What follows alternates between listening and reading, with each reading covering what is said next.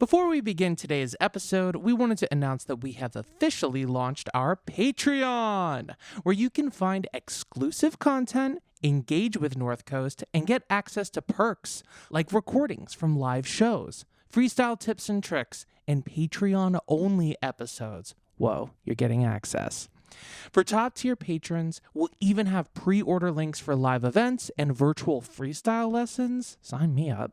So visit patreon.com/North Coast Podcast and help your favorite hip-hop improv team thrive.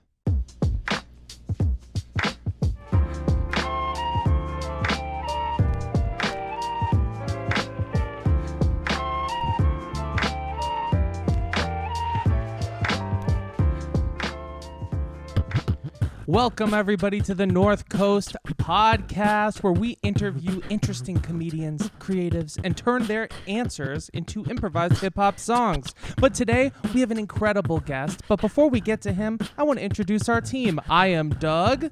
I'm RJ. I'm Luke. I'm Ralph, a.k.a. Precious Gorgeous. And I'm Dr. Brick. Oh, now, our guest today is very special because he is an incredible freestyler. So he's not only going to be joining us to answer some of our questions, but he's also going to be rapping with us. Give it up for Isaac Knox. Woo. Thank you for having me. Hell yeah, man. Welcome. Welcome to the studio. Thank you Thanks, so man. much It's for beautiful. coming. Thank you. Appreciate it. We're glad to have So you. are all of you. Shuckle Duckles. I woke up like this. Oh, wow. No filter. Wow. Hell yeah. So, Isaac, I feel like you have been in New York now for like a little while. How long have you been here for? Yeah, I've been here part-time, but I've been here since May. Okay, awesome. And yeah. you are a part of the internationally recognized comedy hip-hop group Free Daps. Yes. I think one person in Canada recognized us, so we are now international. Yeah. No, I appreciate that. Yeah, Free Daps. Hell yeah. Yeah. Hell yeah. Well, and I saw that y'all were doing like USO shows all over the globe too. Yeah, that was cool. That was crazy. We got to go to Qatar, and it was November and hot. So, wow. yeah. That must have been a long amazing. flight too. It really was. And I forgot the way the Earth rotates, so the flight home was 4 hours longer. Right. Because, Okay. yeah, it Shit. was wild. Yeah. How Damn. long was the flight there? 12. 12. 12 okay. hours and 16 Whoa. back. Oh, Yeah. all right. A flight to Qatar, you must have racked up some serious miles on that flight. Yeah, I wish. Which Sky Alliance was the flight a part of? Oh, my goodness. Well, it was on Qatar Airways, but I actually don't even remember who gets credit for the miles on that gig. I wish it was me. Yeah. Yeah, I wish I could go into my bucket. Right. What was the coolest thing about Qatar when you were there? Or some cool aspects, I should say. Okay, so it's funny because we were there on an air base, and actually one of the coolest parts of it, a lot of it was a very strange form of living, even different than other like military bases, because it has to be so high security that the buildings aren't even marked. You just have to like know what things are. Oh. And you know, nothing has any color to it. Everything's desert brown, like so no trees, no water or anything. But what was really cool about it is that there's actually 14 different countries represented on it. So while it's mostly a U.S. air base, there would be like a section that would be the U.K. and a section that would be like Ireland, or there'd be a few, or France, and it was actually really fun to see that they would sort of add their own personality basically to their couple portables, but it would be all like graffitied out and stuff that was their their country and culture. Yeah. So that was there was like cool. an Irish Free Daps that came in to perform for the Irish folks that were there, and like a German Free Daps that came in too? Or did you guys perform for just the Americans there, or for everybody? So we ended up performing sort of in this common area. They actually have a big stage and a whole like DJ team, and they do go all out to like try and keep spirits up and all of that. So we were part of their Halloween event, and it was fun because you could tell that they just really like to let loose. Because I mean, it's a necessity, right? You're dealing with heavy things. You're away from family, so like they were all out in costumes, and it was a blast. I think so I cool. think you should, for our audience, describe a little bit of, in your own words, of what Free Daps does, so people can imagine Yeah, so from a similar vein to No Coast that we do improvised hip hop, and I do want to shout out, or North Coast, I do want to shout out North Coast as being one of, there's only a handful of like groups, and you guys know this, that are actually improvising their raps. Yes. And whenever I feel a kindred spirit whenever I get around more of that. So similar to that vein, and then a lot of our team, we come from the battle rap and short form backgrounds. So a lot of our games, short form improv. So a lot of our games and a lot of our show is going to be punchlines about what the audience has, going to be love songs where we're competing for a lady's heart, or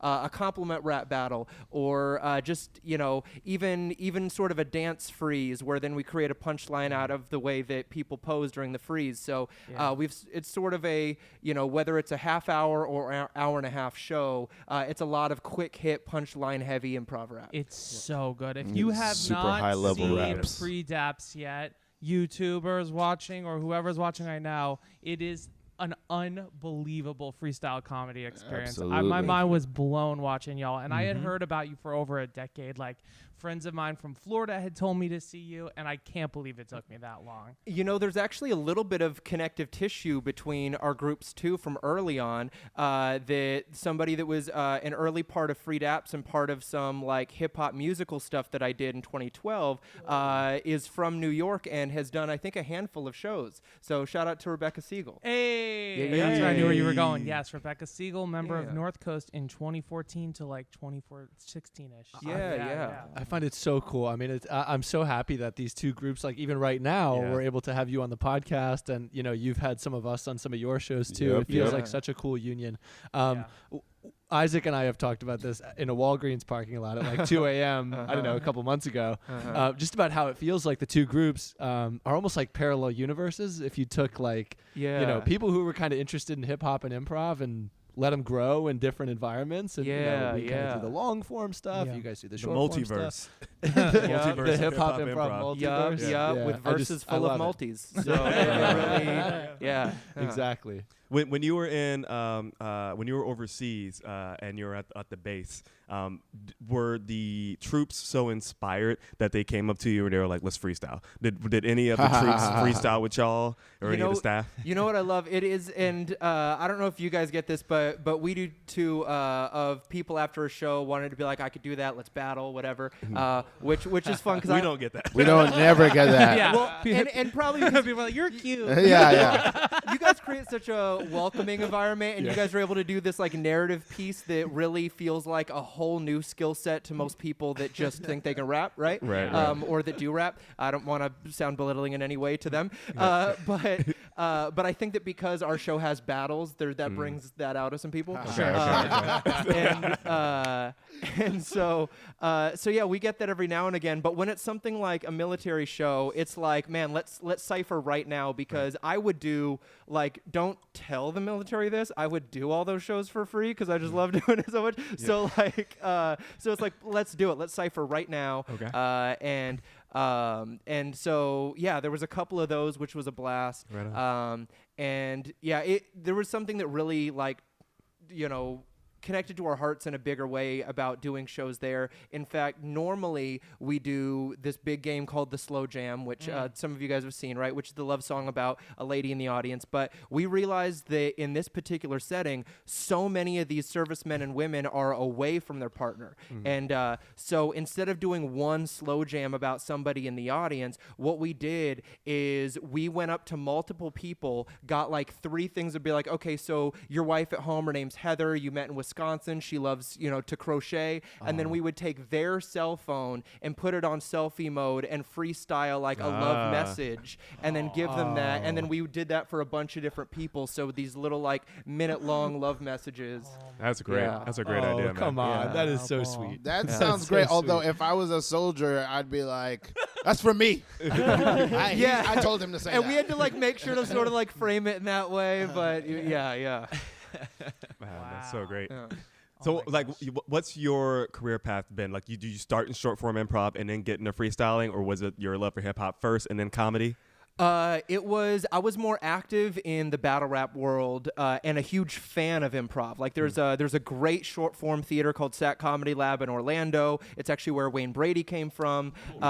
And I remember having middle school birthday parties there and being obsessed with that, being obsessed with Who's Line, all that sort of stuff. But I was writing raps. I was trying to go the rap artist route. And the Orlando hip hop scene had a ton of battle rap and a ton of freestyle. So that was my entry point. And honestly, so much of my identity, both on stage and off stage, sort of like fully grew when I allowed myself to embrace sort of some of the silliness, some of the more theater elements of me that already existed. And so getting to bring that in through freestyle and some of our first versions of doing a show was partnering with that short form improv theater of doing these mashups where their improvisers would do their games, we'd do ours, and then we would try each other's. Yes, right? yeah. And that was sort of the entry point into what Free Daps is now, or one of the entry points. And so that was sort of the direction it came, and most of the guys in our crew came that direction with a couple exceptions. But honestly, I needed to let the not taking myself so seriously part out to not only fully be me, but it opened more doors. Yeah. You know, and I think that even the try-hard gatekeeping hip-hop communities, you know, they can read authenticity, and so allowing myself to be silly also opened those doors more. Yeah, So like this isn't just another try-hard hoodied white boy that's taking himself too seriously. You know what I mean? Like, like he's himself, and that's cool. I just earlier I was thinking like it's a crime that nobody thought to camcord every movie theater parking lot in every suburban town after the premiere of 8 Mile. Because, the documentary. I mean, I remember I was living in a town in Florida, going to high school there, and like after 8 Mile, going outside and be like, let's do this. Let's battle. Was your album 1 Mile in reference to 8 Mile at all? Or was it like more about the Mile 1 marathon mixtape. stuff? Mile 1, sorry about that. So that was a project that I did during lockdown because I was just going mad and couldn't visit my friends. So I was like, I guess I'm going to create a solo project because I can't collaborate right now. So good, by the way. Listen to it. It's on YouTube in full. Yeah, that's so nice of you. Yeah, it's on YouTube and Bandcamp. I made it quickly thinking lockdown was going to be like 2 or 3 weeks. I could have taken 6 months on it. But no, so the Mile 1 mixtape, the name, I recognized that it was similar to 8 Mile, and I just sort of allowed that to be a sort of natural, funny reference, but that was incidental. It was more about the fact that I needed something to pull me out of that lockdown rut of like my livelihood just disappeared. You know, and my dad is a marathoner. Like he's an ultra marathoner, and I taught like he's done 100K, which is insane. He should be locked up for trying it. But he did it, and what really inspires me about him is that he's not a fast runner and never even had a slim build until more recently. But he looked like a fullback running these marathons. You know, never finishing first, but never not finishing. Wow. And so, so I was like, all right, I want to channel that energy because he would find something good to do during lockdown. So the idea of like, let's just get Mile 1 out of the way. I can't run 26, but I can run 1, and that's what this project is. Hell so, yeah. I love that, man. Was that inspiring. Yeah, it is inspiring. Was that your first full-length release, or have you? 'Cause everyone on Free Daps is very prolific. Yeah, I mean, shoot, we got a guy in our crew with 30 albums. We got and these guys, you know, put out a ton of content. It was my first solo project outside of a high school mixtape that I hope no one can find. Well, we have a surprise for you. We're about to get you canceled. It was my first solo project, and I actually sort of appreciate that lockdown put me in a position to allow myself to do that, because there's a lot of, you know, things I want to create, but I do believe that the most valuable part of my life right now is the group, and so I sort of in a very happy way, put my own stuff on the back burner, but it was nice to get to, you know, work that muscle a little bit. Hell yeah. You're also you've been doing stand up a couple of years now too. Yeah. What's your journey with that been? Like where do you feel you're at? Cuz I really look at more and more I look at being a stand-up as like it's like being a fucking samurai or something. It's like really a solitary, in terms of the arts, it's like very specific kind of journey. What's that journey been like for you? Yeah, it's wild because it's finding a totally different voice in many cases. And what inspired it was that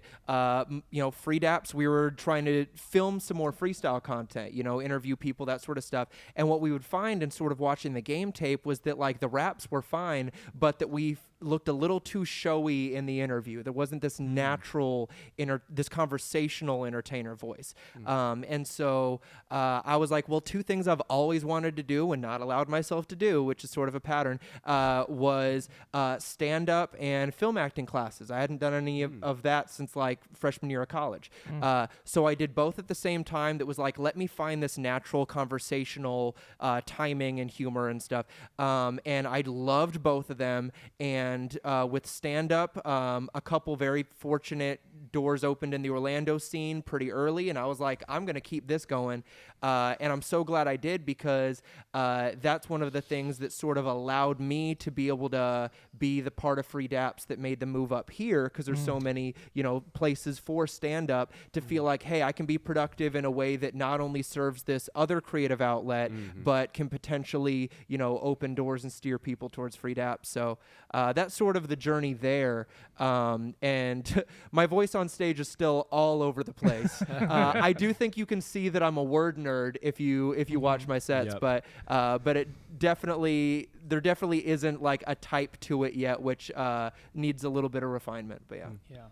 Word nerd, word nerd, word nerd, word nerd, word nerd, word nerd, word nerd, He thinks he's a genius just because he likes to be a linguist. I don't know. I think he can be distinguished. Yeah, and he needs to get a genie. Yes, like he was Aladdin with the rapping. What happened? And he's looking for a Jasmine. The word. Okay, now you know he's in the best position to deliver exposition with a definition. Word nerd, yeah. word nerd, word nerd, hey, word nerd, word nerd, word nerd, hey, word nerd, word nerd, word nerd, hey, word nerd, word nerd, word nerd. Precipitation.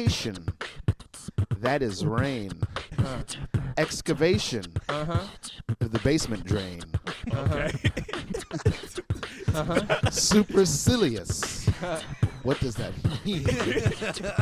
I think I need Visine. That's a word nerd. Word nerd, word nerd, word nerd, word nerd, word nerd, word nerd, word nerd, word nerd, word nerd, word nerd, word nerd. Okay, you know me, I am emphatic about making words that are polysyllabic. You know I'm gonna be on my systolic when I check my blood pressure, cause I'm hyperbolic. I'm making noises that sound like noises. So what's that called? You know my voice knows. So tell me, yo, I gotta go this. Tell me, my Isaac Knox, what is it called, sis? Word nerd, word nerd, word nerd, word nerd, word nerd, word nerd, word nerd, word nerd, word nerd, word nerd, word nerd, word nerd. Okay, a word nerd. Yeah, you see me. I got the word nerds like I'm taking SATs. I got the word nerd. Yeah, I got the linguistics, and then I eat it up with a pair of chopsticks. I got the words. I got the verbs. I got the nouns. I got adverbs. I got adjectives too, and pronouns too. And guess what? I can be a word nerd like you. I'm a word nerd. Word nerd, word nerd, word nerd, word nerd, word nerd, word nerd, word nerd, word nerd, word nerd, word nerd, word nerd. I've noticed with your group there is an athletic level of word nerdery, and it's almost like there's like a you're each like a fun competitiveness with each other, like who can do the most similes, who can do the most play on words. Does that come from your time as battle rappers? Yeah, I think so. I think there's a natural competitiveness, and I think, a few of us grew up playing sports too, so that was just part of us. It's like, always trying to one up each other. But what taught us to be playful about it was one of the big sort of breakthroughs that made our company a company was doing a residency at downtown Disney, now called Disney Springs. And what we started to find was, you would do a rap battle or do the slow jam, and in both of those there's a winner that's picked, right? And we had to learn real quickly that it doesn't matter how you viewed how the battle went. It doesn't matter how great you think the thing you said was. because there is no predictability to how a general audience is going to choose it, right? Yep. You know, you might feel like you had nothing but hits in the slow jam, and you felt like the other person maybe stumbled or wasn't saying anything interesting, but they referenced the one like food from their obscure city, Yes. and they were like, I'm gonna go with him because I'm from Rochester, and he said garbage plate, you know, like, and Wait, is that a food from the that's garbage? that's a cheat code to winning over Meet a Girl from Rochester. You can either run or reference a garbage plate. Oh my god. But or you know, there'll just be like other biases too. You know, it's a very international like sort of environment that we would get at Disney, and so there was also something that's like, you know, sometimes playing to the group that's there, and you know, if we have a lot of tourists from Brazil, so you find something to say in Portuguese, you're going to win the battle. Like, Oh, you know, sick. so learning that sort of stuff was like, okay, we can't get too precious about the, you know, technical side of things, or even just, you know, getting in our feelings about how a result went. And that made us be really playful, where we still need to be competitive, still try to one up each other, but like just let the results go. And we learned that really quick. I wonder what some of your earliest shows were like as Free Daps, because I'm thinking about you guys, you know, you described this playful energy you have now and this like healthy competition, but I imagine early on, you know, you guys are coming out of the battle rap scene, you're still trying to find your voice. Were there ever any shows where it was like, oh man, we kind of went too much into battle rap and the audience, the more general population audience, maybe wasn't as receptive? Or what were some of those earlier moments like? Yeah, so there were definitely places where it was like, oh, you did a very much inside the battle rap world kind of punchline, and this was not the audience for it. And how are you going to get them back? Or you just really confused people in a way where, not even because something was, I don't know, particularly smart, but it was just a very like battle rappy reference or slang, right? And You mean that tour group from Brazil doesn't know who Mad Ills is? Mad Ills, Brazil. Okay. Yeah. They do now. Yeah. Now they know. But yeah, some of those, I think the thing that maybe worked for us was that in the first shows, there was clearly a young energy, and I think we maybe got away with more. I think that thankfully, as we've, you know, aged a little bit, we also have a better sense of what lines you can toe or not, because you get away with less the older you are on stage. You know what I mean? Like a 20-year-old can get away with like, oh, well, he's young, or he means it innocently. Look at his baby face. Like, I don't think I can pull it off to the same degree. So I would say yes, you are probably right that there was this going too far, but I do think there was a like visual innocence that gave us a pass. He doesn't really mean it because he's 22. He doesn't really mean it because he's 22. He doesn't really mean it because he's 22 and a half. He doesn't really mean it because he's 22. Said a bunch of offensive things. It's all right. Doesn't really care because he's a white guy who's 22 and a half. You just look at his face and you laugh. He can say anything he wants at any time. He can get up there and lay down some whack-ass rhymes. You gonna be like, it's okay, he's so dang young. Look at his brain so small, he's so damn dumb. Yeah. Doesn't really mean it because he's 22. He doesn't really mean it because he's 22. Doesn't really mean it because he's 22 and a half. Doesn't really mean it because he's 22. All right. He on the brink. You know that he doesn't think. It's funny, he is only 22, which means he can barely drink. All right. Not even old enough to be called a gentleman. He's 22, but in reality, like 15 in development. Oh, you know that you're kidding me. All right, and he acted so silly, B. That's the really reason we're giving freeze, because he has no accountability. All right.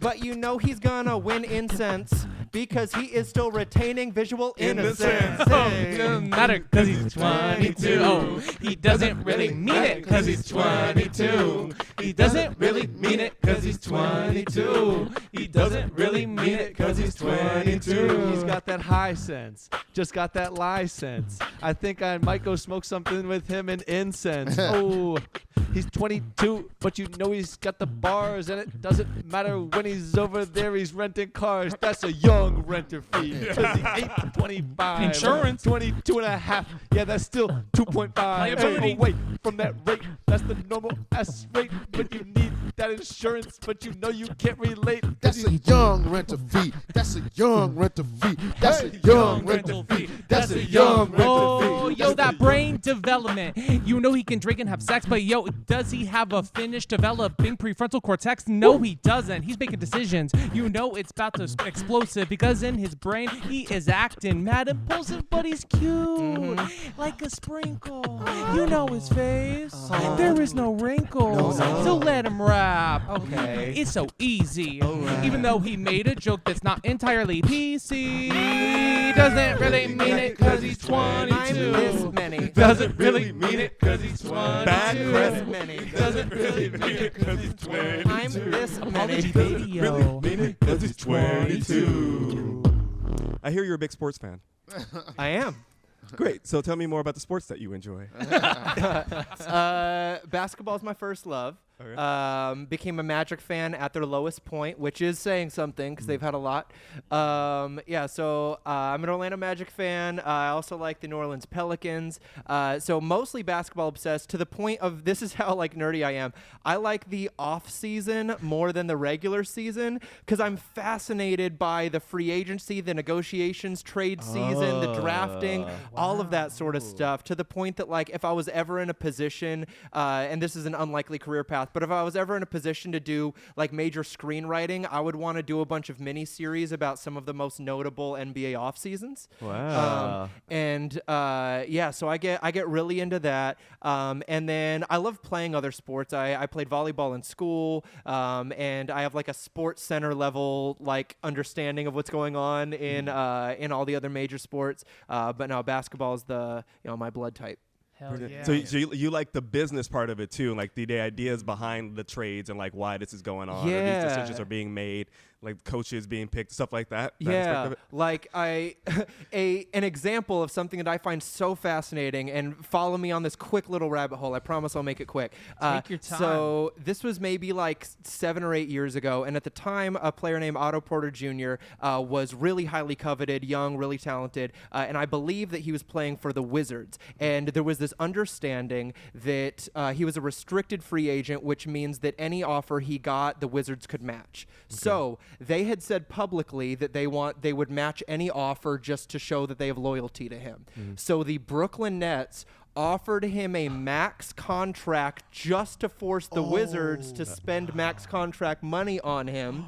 But the Wizards countered by waiting the full week period they have to match it, thereby tying up Brooklyn's money so they couldn't go get people in the first week of free agency. And then they gave Otto Porter his money. That's like Moneyball meets like Succession or something. Yeah. There's like That's so many. fantastic. Yeah, like I love that Yes. stuff. That's very intriguing. Yeah. That's good. Yeah. All right, I have a question. Did you feel like it was called The Last Dance, right, Michael? Yeah, Okay. Did you feel like that had too much of his own bias infused in it? Because I know he produced it, Michael Jordan. Or do you feel like, oh no, like this was the best thing ever. I watched it and I'm so inspired, and because it had a lot of the business side. to Yeah, it. yeah. And I loved it. And I grew up watching specifically Michael Jordan documentaries, so this felt more balanced just in that there was some time for the other people. Sure. Yeah. So I'm sure there was some bias to it, but to me, it wasn't that there was too much Michael Jordan, but there was maybe too little Scottie Pippen, who got painted a little bit like, Yeah. definitely put him as the B guy when there's some argument that he was like a 1B. Okay. That kind of thing. So, Yeah. But I loved it. Yeah, because all that stuff with Phil Knight and the management, I thought was kind of played into your interest in the business side. Yeah, it was fascinating. And the fact that they just sort of let Dennis Rodman do whatever he wanted. He sort of became an exception to a lot of the rules just because when he did show up, it seemed worth it. And there wasn't really a way to rein. Yeah, so all that Seems stuff's like you fascinating. needed to go out and do. Man, I want to talk about that. I just want to talk about that because I love that documentary as well. Yeah. Yeah. Yeah, but I do think that there is to Coach Phil's credit, him understanding his players enough to realize there's something special about Dennis Rodman that also comes with the fact that he needs some of these outlets. And you can't get the good without allowing him to indulge those pieces. And sort of being able to recognize that every sort of rule has an exception to it, and recognizing that Dennis was the exception, and getting the rest of the team to sort of realize, look, this is just how it goes, and we're going to win some rings. So I want to get your take on, like, for me, a lot of this is really interesting. Even thinking about, like, the short form world, the battle rap world, the interest in sports. To me, like, I have a very uneasy, to the point where I just eschew it from my life, my relationship with competition, especially as it relates to being an artist. Like, I will go out of I don't want it anywhere near my art life or my life. Yeah. But, like, in business, there's some of that, and it feels like you have an interest in business, and you're a battle rapper, and, like, you even talk about competition amongst your Free Daps teammates and your interest in sports. Like, what is your philosophy or outlook on that? I know this is kind of a general question, but yeah, I think that it's important never to celebrate somebody taking a step down or a step back or being lowered. It should always be competition for the sake of raising all ships and being able to celebrate that somebody, achieved or got taller or got bigger, not celebrating that you made somebody else shrink. Right. And I think that that's the sort of important nuance that in our group, we are highly competitive in a way that we want each other to grow and feel good about themselves. Like, even if we were put in a very real battle environment against each other, we would still, despite the fact that we would want to, on a technical side, be as good as possible, entertain the crowd, rebuttal, roast, all that sort of stuff, we would want it to be done in a way that still was so much in the spirit of the art form and not in a spirit of meanness or trying to undercut somebody. And so I think that's an important distinction that I always have to try to be mindful of. And yeah, I think that's the answer. I totally understand. I think sometimes people think that philosophy is, like, about being nice too, but it's so practical because your shows are going to be better if all your teammates feel confident. Yeah, absolutely. 100%. Absolutely. This reminds me of wrestling so much. Everything we're talking about reminds me. Are you a pro wrestling fan? I like it from what little I've followed of it, but there's guys in the team that really know it and love it. Oh, really? You have some fans, some hardcore fans? Yeah. Okay, right on. Well, Brick and I are fans, and I thought of two quick things that you reminded me of. One is, like, pleasing the audience and, like, doing, like, small shout-outs to their city. Like, that happens in wrestling all the time to get, like, a cheap pop, like a good, yay, we like this person because they said our sports team or whatever it is. And then, like, the idea of lifting all ships, like shaking hands before a wrestling match when two good guys face each other, and at the end they're like, look at this guy, he lost but he raised his hand, he did a great job, and everyone's like, yay, and then it raises everyone. That's all. Absolutely. We want to take it to everything. It's the, they say that, like, a good boss even, and we're all in that position when it comes to our own lives and in whatever role we play, but that a good, like, leader isn't so much about here are your weaknesses, work on them, but it's like here are your strengths, let's amplify it. And that's sort of what we want to do with our team. Yeah, that's awesome. I definitely resonate with a lot of what you just said about, like, the battle scene. Like, I've also come from the beatbox battle scene, coming into the world of entertainment, and learning how to distinguish those two was very hard for me at first. I remember my first North Coast show, I decided to do, like, one of my beatbox openings, one of my things I would do for a battle, and it just not connecting with the crowd, and then, like, realizing that you have to realize there's a time and place for that, and then like realize that's up there. But then when you talk about competition, like, a lot of that's it's about family at the end of the day. You're trying to make sure that the whole scene is trying to come up together because, like, you want this thing. You want battle rap to be, like, big thing. You want people to recognize rap in this big way. Yeah. And, like, you're all sword sharpening swords. What is that? Iron sharpens iron. Iron sharpens iron. Yeah. And also, shut like, up, Vin Diesel. Shut up, Vin Diesel. And, that's what it's all about. What is that reference? Is that a reference to a Vin Diesel film? Family. It's just family. family. So Fast and the Furious. I was just laughing at Okay, Irish got Sharp it. Desire. I just loved the dynamic of like he just quoted the Bible and he goes, "Shout out Vin Diesel." The OG Jesus. Oh, that's Vin funny. Jesus. Yeah. Vin Jesus. Vin Jesus. Vin Jesus. Vin Jesus. Okay, so we've talked about free daps. We've talked about the rap battle scene. I did have a question about it, but we ended on such a positive note about rap battling. I don't want to ask you like the darkest moment after a rap battle, but I can only imagine that people go for like they go for the fucking throat, right? Yeah. Like, have you ever Yeah. walked Jugular. away and just been like, "Whoa, that was too real," or? I've walked away feeling lower about underperforming in my view of myself, but something that I love about battle rap, but also truly makes it not for everybody, but I think is healthy if it feels like a fit, is that you're very quickly gonna find out all your flaws. You're gonna find out everything that can be attacked. You're gonna find everything that makes you weird or different or cliche or whatever that can be a target. You're gonna learn that real fast, and so it either becomes an unsafe space for you or something that builds the armor for you. And so I'm very fortunate that I feel like I've been the latter. It definitely took longer to get, and this all of us as creators that put stuff out in the world of the internet, it took longer to get used to comment sections than like somebody, in a rap battle, because in a rap battle, I'm their assignment. If they're not going at me, then they're not doing their job. Right. But it's the comment sections where it's like, nobody booked you to be a dick to me right now. Oh, I get $20 a post on this one.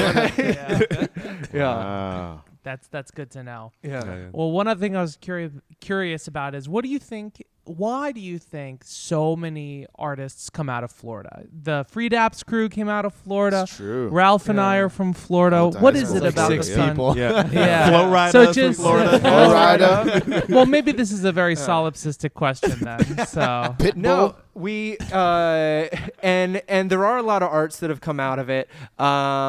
I think there's a handful of reasons. What's interesting, and this is the reason that I ride with Orlando just as a city. I don't necessarily love the weather. I wish I could pick up the city and its people and its things and put it in a different state. But one of the cool things about the theme parks there is that a lot of people that are great singers, actors, dancers, that's their day job, and it's created this incredible art scene on the other side of the city where they have their passion projects, they have their bands, they have their other outlets. So you have all these people that are able to pay their bills as creatives thanks to the parks, and then they have their like other outlets, and that's one aspect that I think makes that city interesting. And a lot of touring artists would come through Orlando and would just comment on just whatever sort of music or art scene it was, would just comment on how good the locals were, how good some of the openers would be. And that's something that in Orlando we take a lot of pride in, that we're like, yeah, there is something here. We don't have enough industry here anymore, but we do know that there's some talent that comes out of it. And then in terms of the like homegrown talent of Florida, I don't know if I have an exact answer. I can speculate that there's some areas where it's so rough that you need the creative outlet, and some areas that are so affluent that people have the time to develop creative outlets. Yeah. So I think there's a combination of both those things, but I don't know. I think I remember hearing that Sarasota was like one of the richest counties Yeah. in the world Yeah. or in the country. And I just visited some extended family in Palm Beach, and I had never actually gotten culture shock from wealth in a long time. It reminded me like the first time I was just at a friend's big house, it's so there's some Palm Beach and insane, Greenwich. borderline immoral amounts of money in Florida. So and I saw some of it last week, and it was still having nightmares. I went to Naples recently, and that's how I felt when I went to Naples. Yeah. Just walking down the street and being like, oh, this is like, okay, I'm going to leave in like 15 minutes. Yeah. Like just being there. Yeah. It's wild. I was just going to say, I bet spending time in the park, the performers that are paying their bills in the parks for their day job, I bet it's also just the reps that you get. Like, oh, yeah. you just are putting in so much time practicing your craft or Oh, being in yeah. like a creative headspace. You're gonna like, and there's a few different improvised acts in the parks, some like Yeah. improv troupes and stuff and a lot of them, especially when we first got our gig at Disney Springs, they were like, it's gonna be the best education because you're gonna have every single kind of people group, every age group, every background, every kind of person, and you're going to have to learn how to make your show succeed and how to play to them while still being true to yourself. And it really works every creative muscle. Yeah. That's the Steve Martin story. I mean, he's California, not Florida, but it's Disneyland. Like the first quarter of his book, Born Standing Up, is about how he did magic shows in the Disneyland parks like every day, and that's what built him into being Steve Martin. Like, Yeah.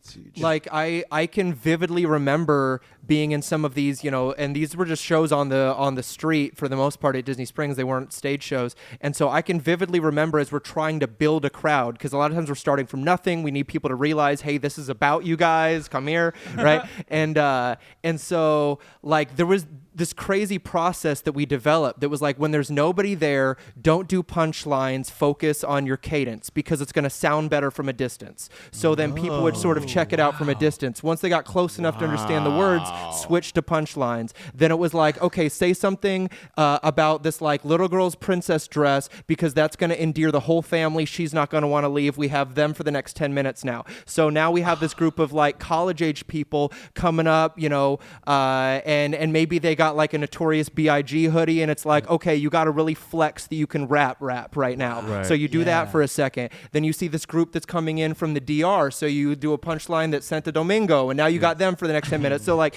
it's this whole just like learning how to spot and adjust your show, and And you really have to have the freestyling like on automatic to be able to have that next layer of crowd Awareness. sense. Yeah. Who's here? How do I need to take care of this part of the crowd? That's so cool. Yeah, I mean, and again, but it came from a need, and that we were getting more reps than we ever thought we were going to get. So it was definitely a blessing and exhausting. And then how is that crowd different from the college/NACA stuff? Oh my gosh, Nightmares, right? So I'm sure that either pieces of the crew or some of the listeners have maybe done parts of the college circuit, and it's so crazy because it is the weirdest range of show quality. Because sometimes you've been well promoted, you're in a theater at 8 p.m., people are there for you, sound is good, it's like, great, we're taking a picture at this show, it's going on Instagram, right? And then way more than that happens. You're just like in the quad at noon when people are trying to study and eat. Yeah. They didn't really tell anyone you were coming. They've rented a whole sound system this big where the plastic mics come out of the back. Like, here, do an hour. Like, so you deal with, sometimes the like interruption and apathy sort of start. And then ideally you win over enough to make a show happen and the people that like you gravitate. But, and then sometimes it's real easy, but, Disney and the theme parks, despite being an unpredictable cocktail of people, has a much higher success rate than just showing up at a college when no one's heard of you. Yeah. I love it. I know we're probably close on time, so I have an idea that might be really fun. Let's do it. I would love to, maybe the North Coast crew can be different types of crowds for you to react to and try to engage, try to pull us in. Yeah, let's do it. Let's do it. And all right, do you want me to start with a theme, or it doesn't matter? I don't know. No, we got I'm this. just gonna jump in. Just jump in. Make some shit up. All right. Okay. Walking up, you've seen us before, but I'm a dad with my wife and our family of 4. So we got our water bottles and our snacks and our turkey on a limb. You'll show me I'm your cousin guy, Jim. Yeah, and I can tell that he's a fan of rap. This manic dad just walked up here in a fanny pack. I love it. Yeah, now I rhyme great. You say Buckeyes, well, let's go Ohio State. That's O-H and I-O. Yeah, and that just caught my interest. I can see your little princess just got this dress. Yeah, and you're loving the whole rapping wordplay. I like that button on your wife's shirt, ma'am. Happy birthday. All right. I hear some raps. I think I hearken ya. I am from Antarctica. Can you make a rap about me in my parka? Yeah. So let's go ahead and hear it. Yeah, Isaac. Yeah. Yeah, Isaac, yeah, you know I'm bringing it nice because I am precise. It's funny that you're from Antarctica because my flow is cold as ice. All right, now you know it's what I'm thinking. I can't remember if you are the continent with penguins, but it's cool. Yeah, and I'm in trouble. You are Antarctica, but does Arctica have an uncle? That is just a dumb ant joke for the rap folks. Yeah, you know that you don't want this rap smoke. Young Hey. man, I'm looking to be impressed, you see. I am a professor of African American history at the Brown University, and I'm here by myself, you see. Yeah, now you know it can be true. Even though my skin is see-through, I gotta shout out to the HBCUs, all right? And now you know I'm gonna do work. In fact, I'm doing hip-hop that was originated from Cool Herc, all right? And now I can't battle rap. We catching the beat while I'm rapping like I'm Grandmaster Flash, you know? Always got the history, and yeah, you know I said it. We cannot perfect it if we go and forget it, so let's not be revisionist. Anytime I be spitting this, just make sure that we are being civil with every single person that we meet and then we learn about. Yeah, and we're gonna teach you things that you ain't heard about. Excuse me, I'm a Tennessee debutante. I'm behind Hennessy. I don't like rap a lot. I'm just here with my sorority. And then later we're going to go and have some tea. But I think I heard somebody rapping and I want to go over here. Where's Princess Jasmine? I don't really like to hear all this rap stuff. Oh, man, I want lunch. All right, well, today he's been melting. You don't like rap, but I'm the freestyle Blake Shelton. Yeah. Make you feel impressed? I think I probably could take you to the peak like I was going out to Dollywood. All right, and now you know it's so seen. The whole team just wants to make sure your wife ain't named Jolene. Yeah, and now it's true. And by chance, if you're with Leanne Womack, then I hope you dance. But you like Tennessee? Yeah, welcome you to Disney. I'll be balling in Tennessee like I was the Memphis Grizzlies. All right. We had Antarctica, that was an ant, but in Memphis we got Ja Morant. Where the stimulus is crazy. Can you soothe me? I'm a Disney crying baby. You're a baby? We don't want to wake, please. I think it's cool that you're being held by this lady. Yeah, and now you know we don't have to be silent, but everybody, look at the baby and be quiet. This baby's looking at me like, help me. If I can't rap about you, then we'll take a selfie. Yeah, and now this rap is just an appetizer, but you'll never shut me up, cause I don't have a pacifier. Killed it. Damn. That was sick. All right. Thank you so much for coming on. Give it up for Isaac Knox on the Thank you, podcast. guys. Thank you, guys. You have just been listening to the North Coast Podcast. Yeah. Be sure to subscribe at North Coast NYC on Instagram, or you can check out our mailing list, northcoastnyc.com. Where can they follow you, Isaac? You can follow me at I'm Isaac Knox.